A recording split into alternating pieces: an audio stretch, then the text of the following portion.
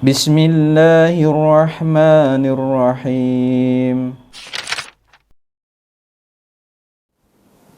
Bapak Ibu jamaah Masjid Siti Halimah yang dimuliakan Allah, alhamdulillah kita pada subuh kali ini, pada pekan yang keempat di hari Sabtu, kita akan bahas kajian berseri, ya kan? Kalau minggu pertama kita bahas tafsir,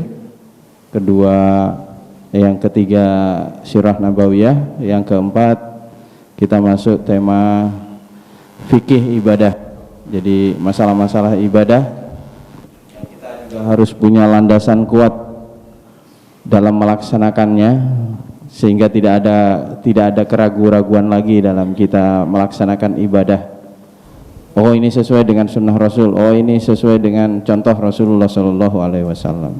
Nah, pada pagi hari ini kita akan kaji lebih dalam lagi tentang fikih ibadah. Dan alhamdulillah kita sudah masuk beberapa kali materi ya,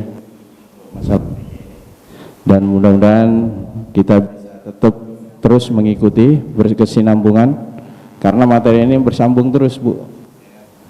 Mulai dari toharoh nanti masuk lagi ke masalah-masalah yang lain. Baik, kita buka terlebih dahulu majelis ilmu ini dengan membaca basmalah bersama. Bismillahirrahmanirrahim. Kita lanjutkan dan saya serahkan kepada Ustadz Ari Budi untuk memimpin majelis ini. Terima kasih. Assalamualaikum warahmatullahi wabarakatuh. Waalaikumsalam warahmatullahi wabarakatuh. Bismillahirrahmanirrahim. Assalamualaikum warahmatullahi wabarakatuh. Alhamdulillah, nahmaduhu wa nasta'inuhu wa nastaghfiruh, wa na'udzu billahi min shururi anfusina wa min sayyiati a'malina. الله فلا مضل له ومن يضلل فلا هادي له. أشهد أن لا إله إلا الله وحده لا شريك له وأشهد أن محمدا عبده ورسوله. اللهم فصل وسلم وبارك على هذا النبي الكريم نبينا وقدوتنا وحبيبنا محمد صلى الله عليه وعلى آله وأصحابه ومن دعا بدعوته إلى يوم الدين. فقال تعالى في كتابه الكريم: أعوذ بالله من الشيطان الرجيم، يا أيها الذين آمنوا اتقوا الله حق تقاته ولا تموتن إلا وأنتم مسلمون.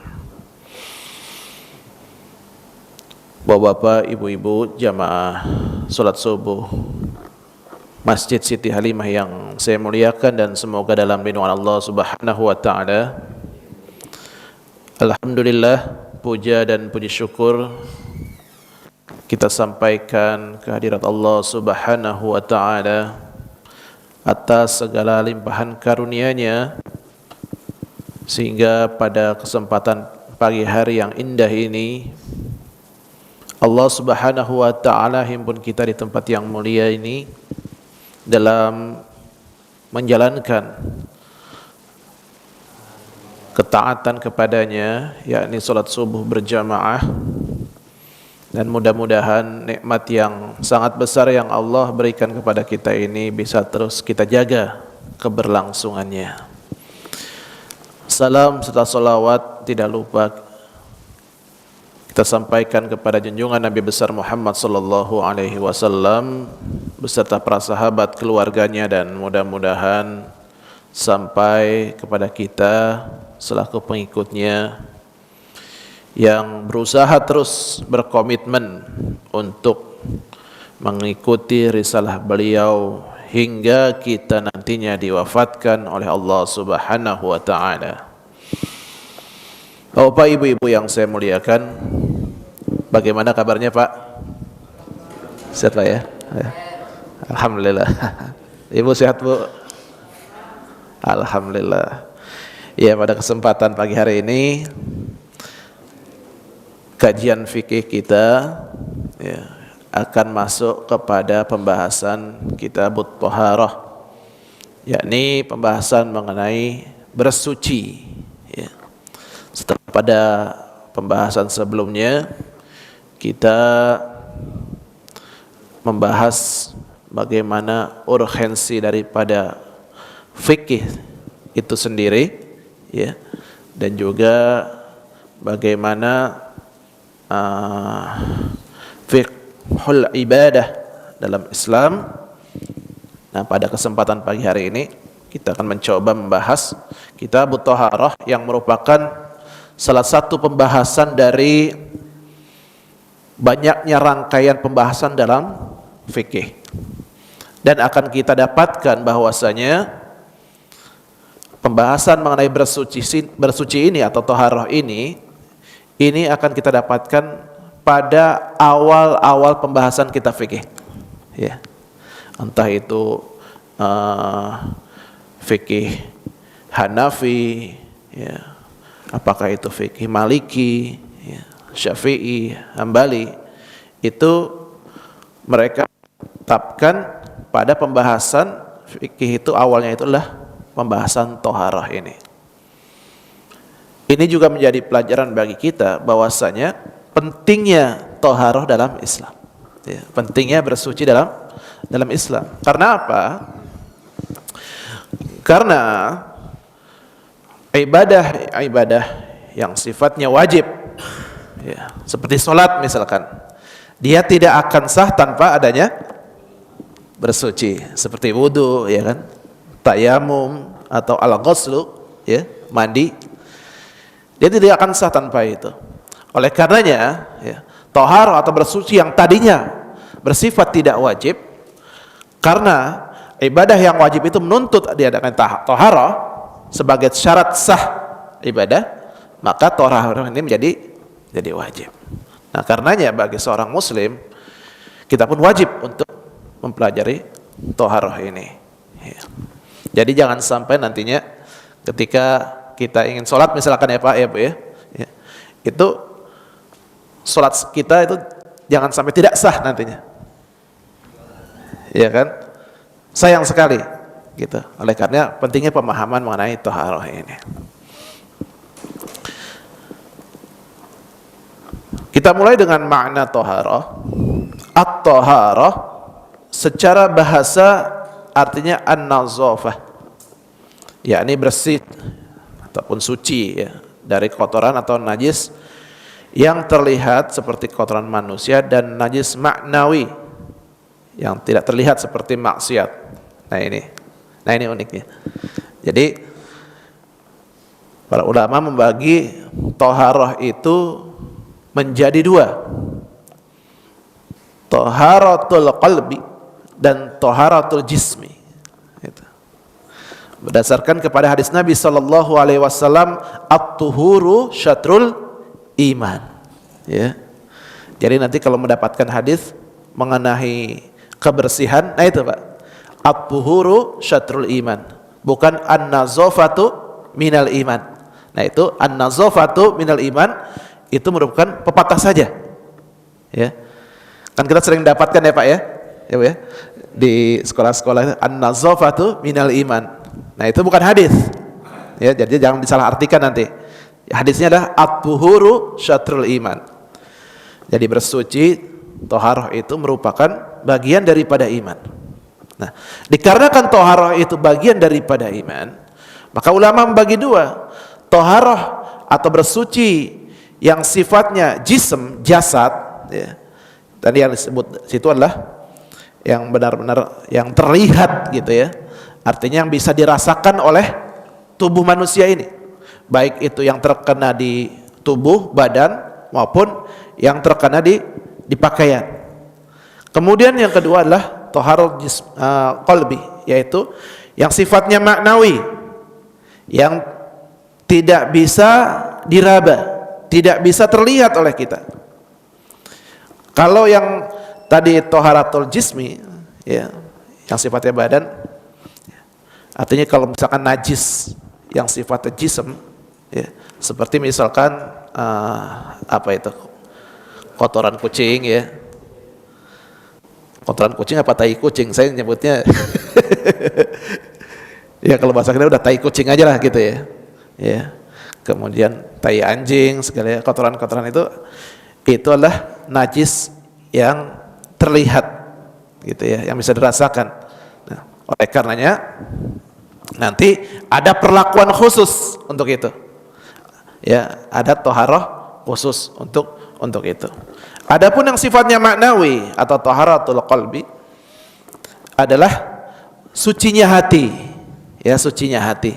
Nah, ini biasa dipakai oleh ulama-ulama yang mereka itu concern dalam bidang tazkiyatun nufus atau bidang tasawuf, ya, yang sifatnya pensucian jiwa itu. Agar apa? Agar hati ini terhindar dari penyakit-penyakit hati seperti maksiat, dosa-dosa, ya, kemudian penyakit hati yang lainnya, riya, sum'ah, ya. Nah, itu membutuhkan konsep toharoh juga dalam Islam, ya. Obatnya apa? Salah satunya adalah dengan cara zikir, ya, banyak mengingat Allah Subhanahu wa taala, berzikir. Alladzina amanu wa tatma'innu qulubuhum bi dzikrillah, ala bi dzikrillah tatma'innul qulub. Ya, surat Ar-Ra'd ayat 28. Orang-orang yang beriman hati mereka akan terasa tenang dengan mengingat Allah. Ala bi dzikrillah tatma'innul qulub. Ingatlah, karena hanya dengan mengingat Allah hati akan menjadi tenang, ya. Kemudian juga melakukan ibadah-ibadah yang lainnya, salat, ya, puasa, bersedekah.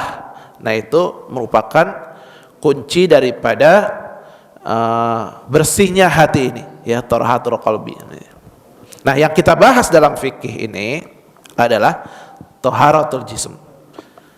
Jadi bersuci yang sifatnya fisik, ya, sifatnya fisik. Karena apa? Tadi yang dikatakan di awal, bersihnya najis, hadas merupakan syarat sah daripada ibadah, syarat sah solat, gitu. Kalau misalkan orang yang hatinya buruk gitu Pak, ya, dia dengki gitu, kira-kira boleh sholat nggak?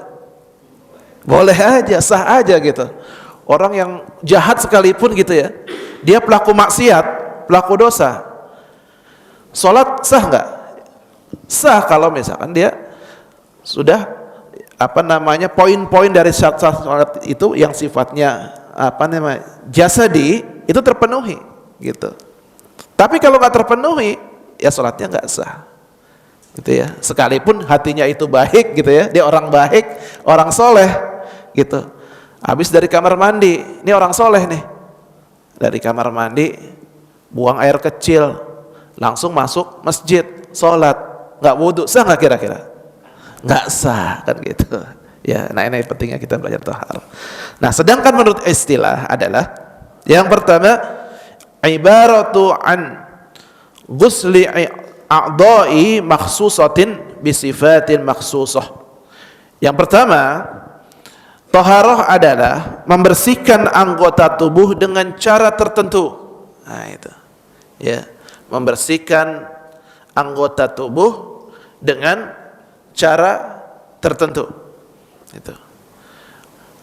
Seperti misalkan wudu, ya. Wudu itu mulai dari membasuh tangan hingga kemudian sampai pada membasuh kaki. Ada cara-caranya, runut itu cara-caranya, gitu kan. Berbeda dengan sekedar kalau kita itu ketika berjalan, ya, di jalanan dalam kondisi hujan misalkan, ya, dalam kondisi hujan. Tiba-tiba yang kita injak itu tanah yang becek, kan kotor itu Pak, ya, celana kotor, kaki pun kotor, gitu. Kira-kira apakah perlu kita membersihkan tanah itu dengan tata cara wudhu tersebut? Kira-kira perlu nggak Pak? Tidak perlu, gitu. Karena tanah yang kita injak itu belum tentu suatu najis. Kan gitu. Seorang dia berwudu dari rumah, kemudian dia pergi sholat ke masjid, berjalan. Dia menginjak tanah yang becek. Gitu. Dia udah wudu dalam keadaan suci. Kemudian apakah lantas kaki yang terkena tanah yang becek itu, ataupun celana, ataupun sarung, ya, yang terkena tanah yang becek itu, dia bersihkan dengan cara berwudu? Tentu saja tidak perlu. Ya. Nah itu, jadi yang pertama bahwasanya toharah itu membersihkan anggota tubuh tertentu dengan cara tertentu itu, ya, anggota tubuh. Kemudian yang kedua adalah ra'ful hadathi wa izalatun najas, mengangkat hadas dan menghilangkan najis, ya. Seperti misalkan salat, syarat sahnya salat adalah ketika seseorang itu harus suci daripada najis dan hadas. Hadas baik itu hadas yang besar, ya, maupun yang asghar, yang kecil, ya. Hadas besar misalkan seperti junub, ya, junub. Kemudian hadas kecil seperti buang air besar, buang air kecil, ya. Kemudian wa izalatun najas, dan menghilangkan najis, itu ya. Nah, ini makna toharoh menurut bahasa dan menurut istilah. Kemudian karakteristik daripada toharoh, ya. Yang pertama adalah toharoh itu sifatnya ta'abbud, yaitu sifatnya adalah ibadah, sebuah ibadah. Kenapa sifatnya ibadah? Karena pada dasarnya syariat yang mulia ini adalah dari Allah Subhanahu wa taala. Ya. Termasuk wudu, tayamum itu adalah sifatnya ta'abbud dari Allah Subhanahu wa taala. Nabi SAW ini hanya sebagai perantara saja. Wa may yantiqu 'anil hawa in huwa illa wahyu yuha. Jadi yang dibawa oleh Nabi SAW itu bukanlah sekadar hawa nafsu, tapi merupakan wahyu dari Allah Subhanahu wa taala. Jadi apapun perilaku Nabi, baik yang dikatakan oleh Nabi, qaulnya, atau perlakuan Nabi, perbuatan Nabi, ataupun penetapan Nabi, itu merupakan wahyu dari Allah Subhanahu wa taala. Ya, jadi toharah itu merupakan sebuah ibadah. Karenanya ketika seorang muslim dia memaksimalkan ibadah ini, termasuk ketika dia menyempurnakan toharahnya, ya, kata Nabi, sempurnakanlah wudumu, maka dosa-dosamu akan keluar dari ujung-ujung jarimu. Ya, kata Nabi, seperti itu. Jadi seorang yang dia bisa memaksimalkan toharahnya, menyempurnakan toharahnya, ya, contoh berwudu, dia sempurnakan wudunya, maka dia akan mendapatkan pahala dari Allah Subhanahu wa taala. Gitu ya. Dia akan mendapatkan pahala dari Allah Subhanahu wa taala. Kalau masalah berapa kali membasuh, ya, ataupun dia mualah atau tidak, itu adalah masalah teknis, ya. Walaupun nanti akan kita bahas, ya, masalah teknisnya itu. Jadi emang yang pernah kita bahas di awal, bahwa masalah fikih ini berkaitan dengan kaifiat ataupun amalan-amalan yang sifatnya praktis, ya. Namun yang terkait dengan toharoh adalah sebuah ibadah, maka seseorang, ya, seorang muslim, ya, dia yang menyempurnakan toharohnya, dia akan mendapatkan pahala dari Allah Subhanahu wa taala. Kemudian yang kedua, toharoh itu tidak diukur dengan logika, Pak Bu. Ya. Kenapa? Karena tadi sifatnya ta'abbud dari Allah Subhanahu wa taala. Gitu. Misalkan ditetapkan, disunnahkan membasuh anggota wudu itu berapa kali, Pak? Bu? 3 kali, gitu kan. Saya maunya 10 kali ya, supaya bersih gitu. Basuh muka 10 kali, tangan 10 kali, ya, kepala 10 kali, kaki 10 kali, gitu. Secara logika, membasuh 3 kali dengan 10 kali bersih mana, Pak? Bu? 10 kali, kan logikanya seperti itu. Tapi permasalahannya apa? Apakah 10 kali kemudian itu disyariatkan? Kan tidak. Ya. Seperti itu. Kemudian juga misalkan tadi ya, ketika tanah yang menempel ya, yang menempel di di celana atau kaki kita, ya, kita udah wudu, kita pergi ke masjid. Ya kan? Tanah itu dalam Islam itu adalah mensucikan. Ya kan? Seseorang kalau dia itu bertayamum, nggak ada air misalkan, kering, dalam kondisi kering, seperti misalkan sekarang ini di Cianjur ya, air susah, dapat air bersih susah. Kemudian dia mau sholat, mau ibadah, maka salah satu caranya adalah bertayamum, ya, bertayamum. Itu dengan tanah atau dengan debu. Apakah lantas ketika kita menuju ke masjid, ya, kita menuju ke masjid, kaki atau celana yang terkena tanah itu menjadi najis? Kan enggak, belum tentu. Karena belum tentu di tanah itu ada kotoran, seperti kotoran kucing, kotoran anjing ya. Belum tentu seperti itu. Nah, artinya tanpa dibersihkan pun kita boleh sholat gitu. Ya kan? Tapi permasalahannya kan kalau di masjid kita di sini kan rata-rata pakai karpet, Pak. Iya kan? Kalau kotor, nah nanti DKM-nya kan gitu. Ya. Kalau zaman Nabi Shallallahu Alaihi Wasallam ketika Masjid Nabawi belum seperti ini, ya kan? Itu para sahabat sholat pakai khuf. Ya, sebagian pakai khuf, yaitu sepatu yang terbuat dari kulit, ya, yang melebihi mata kaki.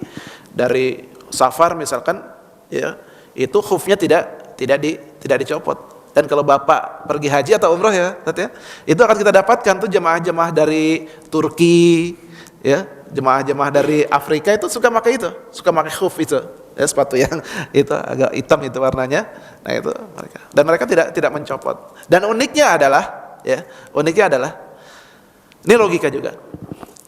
Biasanya kalau kita pakai alas kaki, Pak ya, Bu, itu kalau kita nginjak tai kucing misalkan, itu biasanya yang terkena atasnya atau bawahnya ya? Bawahnya kan ya?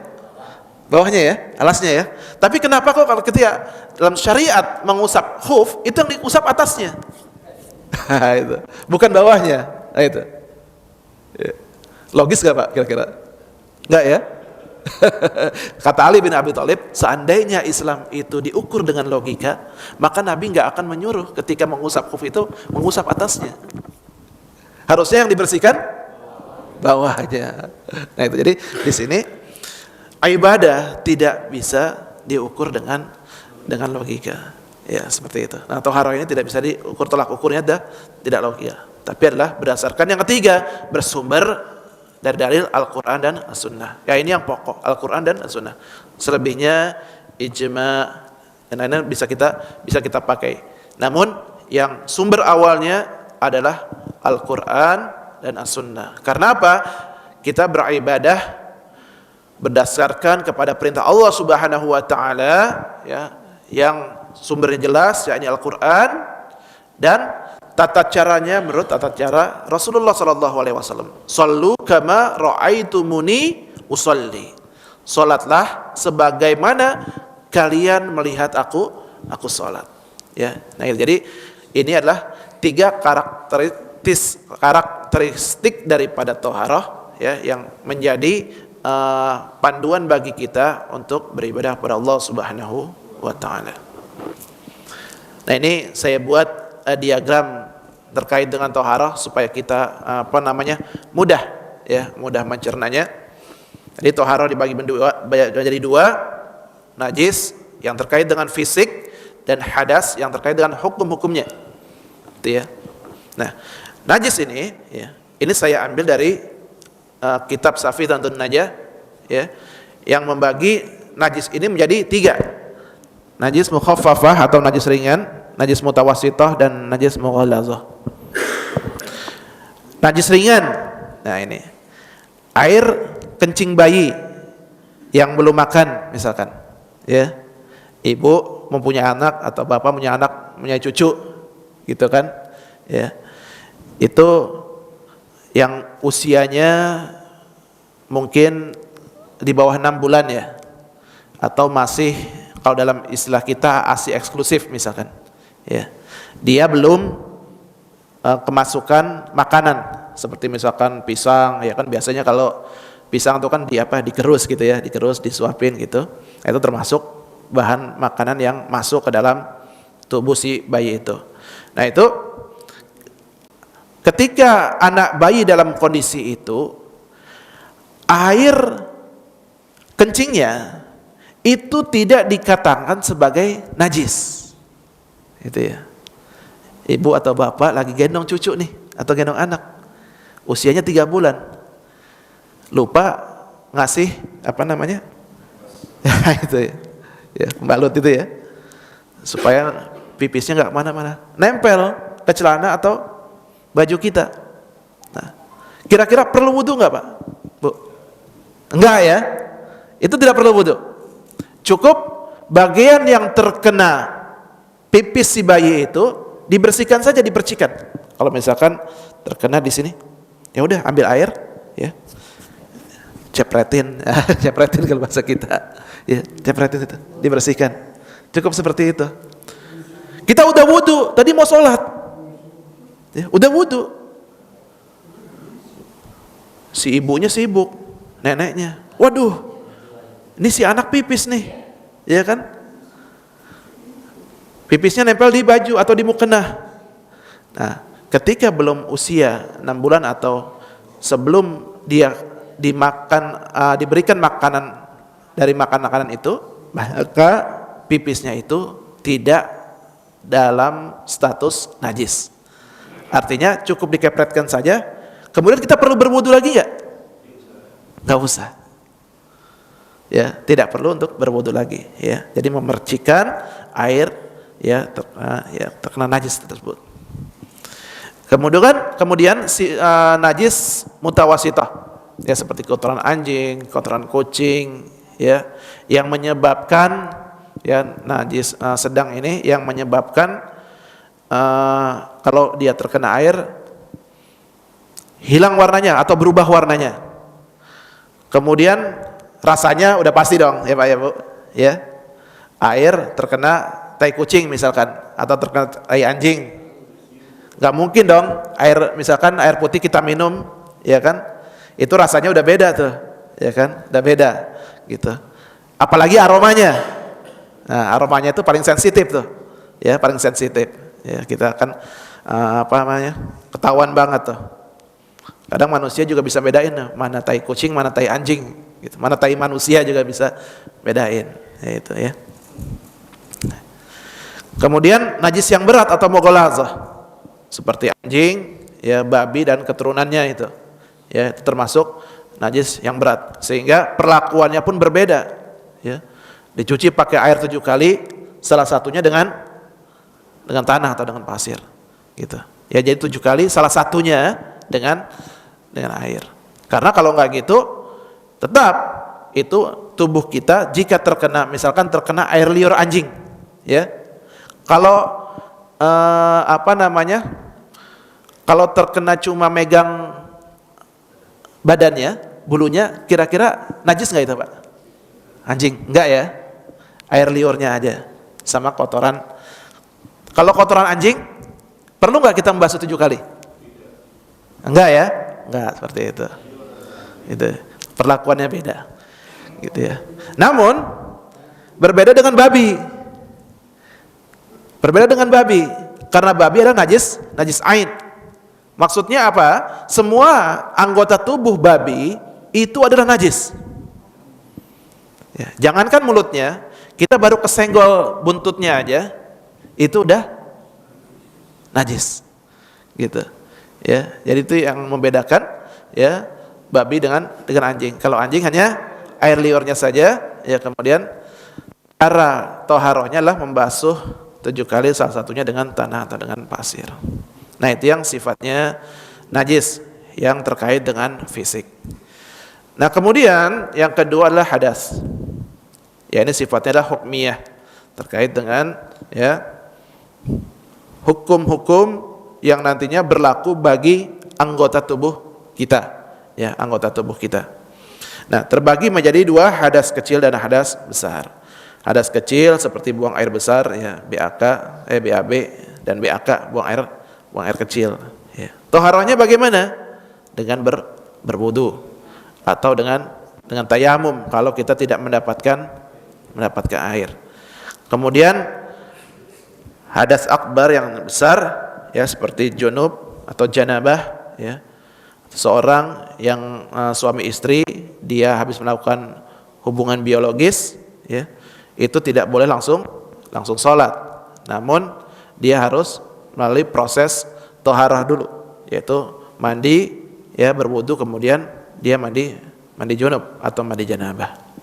Nah, jadi ini yang saya buat diagram ini, ya, toharah, untuk kita bisa lebih memahami, ya, bagaimana toharah tersebut. Nah, Bapak Ibu yang saya muliakan dan semoga dalam lindungan Allah Subhanahu wa taala, yang berikutnya kita akan masuk kepada pembahasan najis.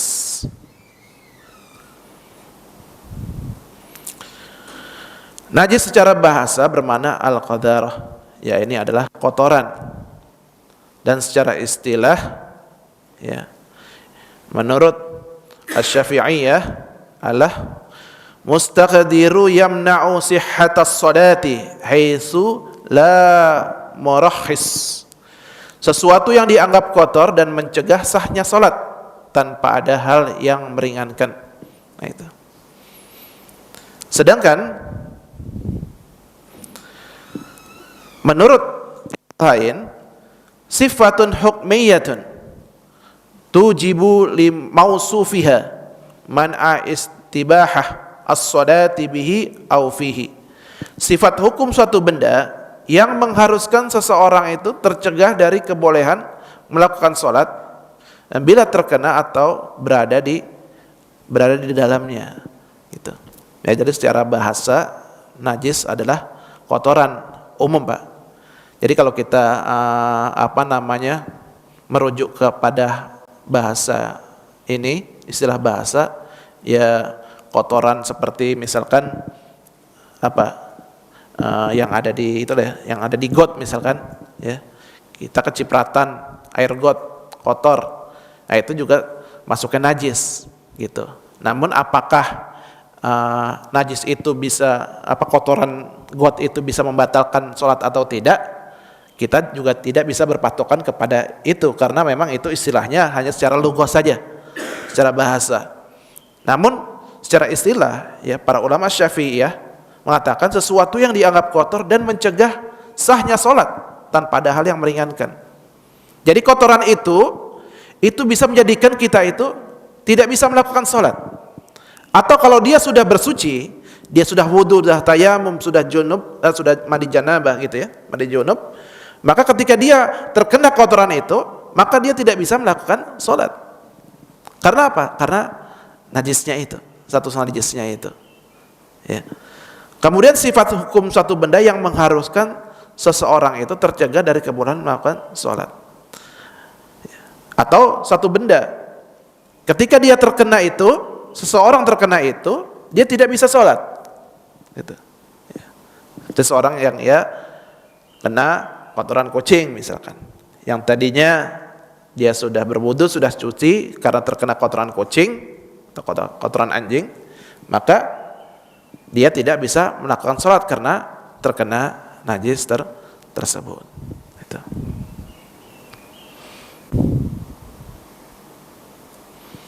Nah, kemudian hukum-hukum seputar najis. Yang pertama, kelihatan nggak tuh, Pak, ya? Kelihatan, ya? Kecil tapi. Yang pertama, najis tidak berdosa jika disentuh, gitu, ya. Najis tidak berdosa ketika kita bersentuhan dengan najis itu. Bayangkan, Pak, Bu, kalau misalkan kita nyentuh najis itu dosa, Pak. Berarti seorang habis istinja, habis buang air, dia cebok, dosa tuh. Iya kan? Orang nyentuh najis nggak berdosa, gitu. Walaupun dia bisa membatalkan sholat, gitu kan? Ya. Tapi menyentuh najis dia tidak berdosa, gitu. Ya. Kemudian misalkan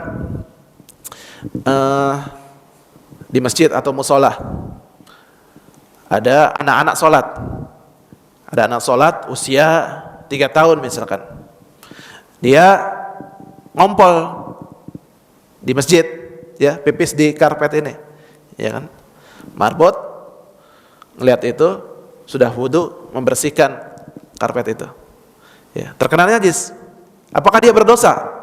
Tidak. Tapi wudunya batal nggak? Batal, karena dia menyentuh najis itu, pipis anak usia 3 tahun.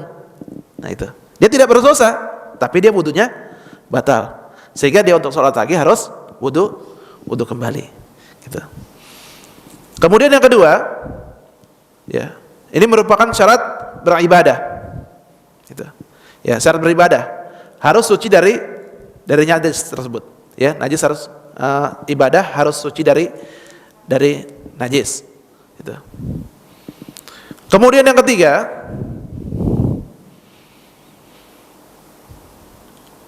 barang yang najis dia haram untuk dimakan. Ya, haram untuk dimakan. Berdasarkan pada firman Allah Subhanahu wa taala, "Wa yuhillu lahumut thayyibati wa yuharrimu 'alaihimul khaba'ith." Surah Al-A'raf ayat 157. Dan Allah menghalalkan bagi mereka segala yang baik dan mengharamkan bagi mereka segala yang buruk. Ya. Misalkan najis. Kalau kotoran tai kucing atau tai anjing udah pasti Pak ya, Bu ya, haram ya. Lagi pula siapa yang mau makan gitu kan? Gitu. Daging babi misalkan. Nah itu dia najis dan haram untuk dimakan. Dan yang sudah jelas-jelas yang haram dimakan yaitu daging anjing misalkan. Nah itu haram dimakan. Jadi najis itu haram untuk dikonsumsi, tidak boleh. Nah karenanya dalam syariat kita itu ini kelebihan syariat kita dibandingkan dengan agama-agama lain seperti itu, Pak. Dalam Al-Quran disebutkan innamal musyrikuna najas. Ya. Sesungguhnya orang-orang musyrik itu adalah najis. Ya.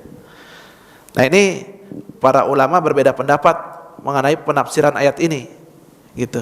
Ada yang mengatakan bahwa orang musyrik, ya, orang-orang non muslim itu zatnya najis, tubuhnya itu najis. Jadi ada sebagian kaum muslim ketika dia bersalaman dengan orang-orang non muslim itu nggak mau, karena memang ayatnya seperti itu, innamal musyrikuna najis.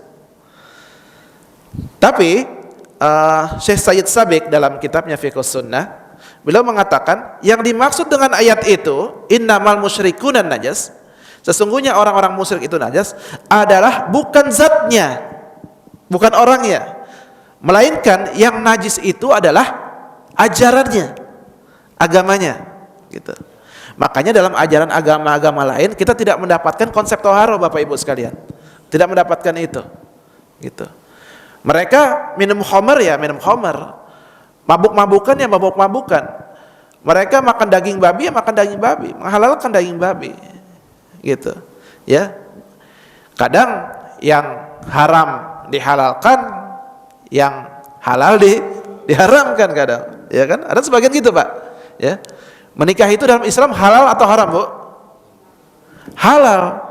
Tapi ada sebagian agama mengatakan, ya, melakukan bahwasanya mereka mengharamkan pernikahan, sehingga apa? Dalam level tertentu mereka tidak menikah sama sekali.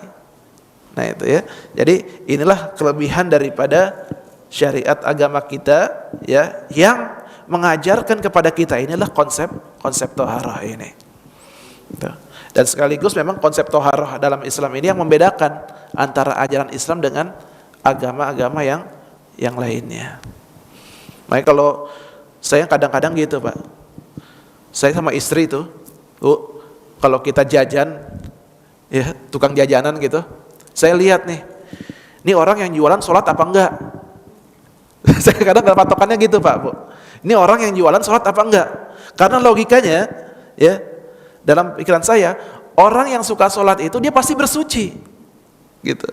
Orang yang suka bersuci pasti dia akan bersih gitu. Itu logikanya seperti itu. Tapi bagaimana ketika dia berjualan tapi nggak pernah sholat? Ketika azan zuhur misalkan masih mangkal aja, ternyata sampai asar masih mangkal aja gitu. Nah, udah sholat zuhurnya lewat. Nah, itu. Jadi dalam pikiran, oh iya, ternyata memang itu terbukti dalam Islam. Jadi memang sudah merupakan kenyataan bahwasanya konsep toharoh ini menjadikan seorang muslim itu dia adalah manusia yang bersih. Kemudian larangan digunakan untuk beristijmar. Nah, istijmar ini maksudnya adalah membersihkan kotoran dengan menggunakan benda. Ya. Rasulullah mengajarkan kita menggunakan batu dengan 3 buah batu misalkan. Sehabis buang air besar. Bapak Ibu pernah melakukan enggak itu, Pak? Enggak ya? Padahal sunnah loh itu. Kenapa enggak pernah melakukan? Karena udah ada air. Bisa jadi dia belum tahu. Belum sampai ilmu kepadanya gitu. Baru Rasulullah mengajarkan seperti itu, ya.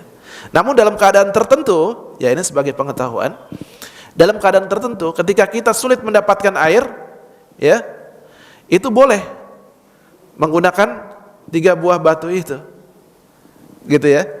Misalkan sekarang yang tadi yang dalam keadaan gempa bumi itu, para korban dia susah mendapatkan air, boleh itu beristijmar menggunakan 3 buah batu. Memang kalau nggak biasa sepertinya gimana gitu ya. Kayak kalau belum pakai air, belum sabunan, kayak nggak mantep banget gitu kan. Gitu. Apalagi kalau airnya nggak nyemprot gitu, jadi nggak itu banget gitu. Rasulullah Shallallahu Alaihi Wasallam bersabda, nahana an yastanjia biroji'i au bi'adm. Nabi Shallallahu Alaihi Wasallam melarang kami beristinja, ya beristinja. Ya kalau bahasa kita mah cebok Pak, cebok gitu bahasa kita mah, ya cebok. Dengan kotoran. Ya, kotoran tai atau tulang, itu larangan. Jadi karena kotoran itu, kotoran hewan, kotoran manusia itu merupakan najis, jadi tidak boleh untuk digunakan beristinja. Ya, nggak boleh digunakan untuk cebok kalau bahasa itu. Kemudian yang keempat, barang-barang yang bersifat najis dia diharamkan untuk diperjualbelikan. Ya, diharamkan untuk diperjualbelikan. Berdasarkan hadis Nabi SAW, la'anallahu al-yahuda thalathan, innallaha harrama alaihim asy-syuhuma faba'uha wa aqalu athmanaha. Allah melaknat orang-orang Yahudi. Ya, beliau mengucapkannya 3 kali. Allah melaknat orang-orang Yahudi. Allah melaknat orang-orang Yahudi, sesungguhnya Allah telah mengharamkan lemak hewan atas mereka. Kemudian mereka menjual dan memakan hasil penjualannya, gitu. Dan ini maksud adalah lemak hewan yang haram seperti babi, misalkan, atau anjing, ya, yang mereka jual belikan. Nah ini diharamkan dalam Islam untuk memperjualbelikan barang-barang yang najis. Gitu.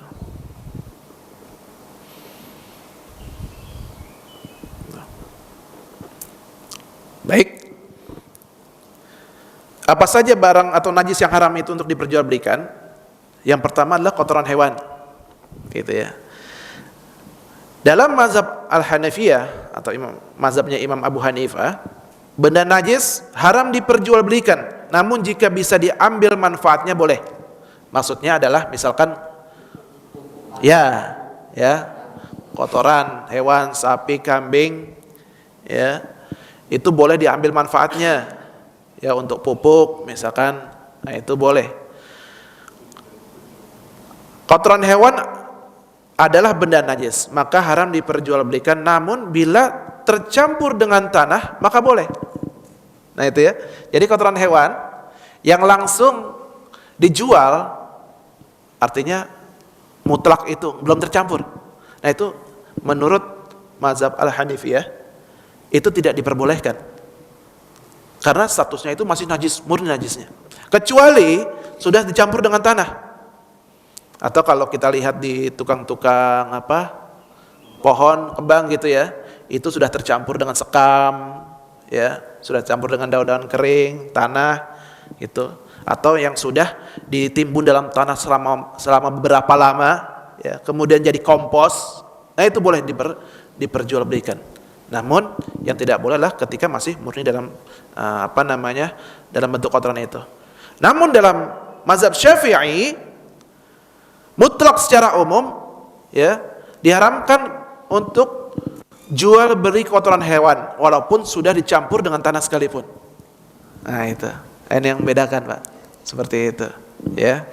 Jadi sudah, walaupun dalam pendapat mazhab Syafi'i yang sudah dicampur tanah jadi pupuk itu tetap tidak diperbolehkan untuk dijual belikan. Kemudian yang kedua, yakni kulit bangkai, gitu ya. Haram diperjualbelikan kecuali jika sudah disamak. La tantafi'u minal mayyitati bi ihabin wala asabin. Rasulullah bersabda, janganlah kalian memanfaatkan dari bangkai baik kulit, ya, yang belum disamak ataupun uratnya, ya. Jadi tidak boleh memanfaatkan, ya, kulit dari bangkai yang belum disamak atau uratnya. Jadi kata yang di situ ihab itu maksudnya adalah kulit hewan itu yang belum disamak, Pak. Ya, ini bangkai loh ya, bangkai ya. Tahu nggak bedanya, Pak? Yang membedakan bangkai dengan tidak? Nah, itu ya, benar. Proses penyembelihannya itu, ya. Jadi misalkan di sini ada kambing atau kucing lewat jalan nyebrang ke SMA misalkan itu ya. Tiba-tiba kelindes. Ya, kelindes kambing itu. Mati. Itu statusnya bangkai apa bukan? Bangkai ya, karena proses matinya itu tidak melalui proses penyembelihan. Itu. Ya, termasuk hewan-hewan yang disembelih melalui tradisi-tradisi. Seperti sajen ada juga, Pak, yang disembelih. Ya kan? Misalkan gini, besok kamu bawa ayam sama kopi. Ayamnya ayam hitam, bulunya hitam, darahnya hitam, gitu ya. Ya. Tapi prosesnya disembelih. Namun kenapa dikatakan haram? Karena binatang itu dipersembahkan untuk bukan selain Allah. Nah itu. Jadi untuk sajian pun itu bisa disembelih, Pak. Ya. Atau ayam yang dimasak apa gitu ya. Itu bisa dijadikan sajian. Nah, ini yang dimaksud dengan bangkai adalah binatang yang matinya ini tidak melalui proses penyembelihan secara syariat. Atau secara tradisi, misalkan daerah Sulawesi, ya kan, ketika proses saya lupa ya, upacara adat apa, itu si kebo bule ya, itu dimatikannya itu dengan cara ditombak. Nah, ditombak berapa kali ditombak itu kemudian mati. Nah itu. Nah, dalam hal seperti itu, kulit si kerbau atau sapi itu haram untuk diperjualbelikan. Karena apa? Karena itu termasuk bangkai. Gitu ya, Pak ya. Jadi itu yang membedakan. Nah, kemudian yang berikutnya Rasulullah SAW bersabda, "Diba'u juludil mayyitati tahuruha." Penyamakan kulit bangkai binatang adalah penyuciannya. Jadi bangkai bisa disucikan ketika dia sudah disamak. Ya, proses penyamakan itu mensucikannya sekalipun dia itu statusnya adalah bangkai. Itu ya, seperti itu. Nah, ini yang terakhir ya, khamar. Rasulullah SAW bersabda, "Innal ladzi harrama syurbaha harrama bai'aha." Sesungguhnya Allah telah mengharamkan untuk meminumnya dan mengharamkan untuk menjualnya. Nah, itu haram. Kemudian juga diharamkan najis itu ditempatkan pada benda-benda suci, gitu. Seperti misalkan miara anjing, ya, untuk musolah atau masjid, jangan, ya, sekalipun untuk keamanan, karena masjid adalah tempat yang suci. Nanti khawatir si anjing itu masuk masjid, ya. Dia atau dia mencium karpet dengan itunya, mulutnya, nah itu nanti bisa dalam keadaan najis, gitu ya. Nah ini jadi Bapak Ibu sekalian, ya inilah seputar toharoh dan najis. Dan insyaallah nanti pada pertemuan berikutnya, ya insyaallah kita akan membahas najis-najis apa saja yang nantinya disepakati oleh para ulama dan najis-najis apa saja yang berada dalam masalah yang diperselisihkan oleh para ulama dan seterusnya insyaallah. Oleh karenanya pada kesempatan pagi hari ini kita cukupkan dulu, ya mudah-mudahan ini membawa manfaat bagi kita, ya. Dan selebihnya saya kembalikan kepada MC. Wassallallahu ala nabiyyina Muhammadin wa ala alihi washabihi wasallam. Kita tutup dengan hamdalah dan doa kafaratul majelis. Alhamdulillahirabbil alamin. Subhanakallahumma bihamdika asyhadu an la ilaha illa anta astaghfiruka wa atubu ilaik.